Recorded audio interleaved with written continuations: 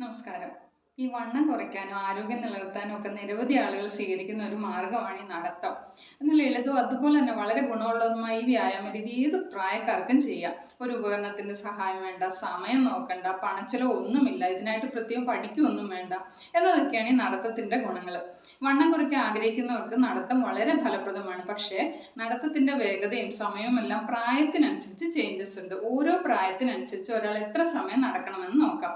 ഒരു 18 മുതൽ 40 വയസ്സിനിടയിൽ പ്രായമുള്ളവർക്ക് ആഴ്ചയിൽ ഒരു 5 ദിവസം 45 മുതൽ 60 മിനിറ്റ്, അതായത് 1 മണിക്കൂർ വരെ നടക്കാം. അതുപോലെ തന്നെ 40നും 50നും ഇടയിലുള്ളവരുടെ സന്ധികളുടെ ആരോഗ്യവും സ്റ്റാമിനയും ഒക്കെ വളരെ പ്രധാനമാണ്. ഇവർ ദിവസം ഒരു 30 മുതൽ 45 മിനിറ്റ് വരെ മിതമായ വേഗതയിൽ നടക്കുന്നതാണ് നല്ലത്. നടക്കുമ്പോൾ ശരിയായ പാദരക്ഷകൾ തിരഞ്ഞെടുക്കാനും ശ്രദ്ധിക്കുക. 60 വയസ്സ് കഴിഞ്ഞാൽ ഇവരൊരു 20 അല്ല 30 മിനിറ്റ് നടന്നാൽ മതിയാവും.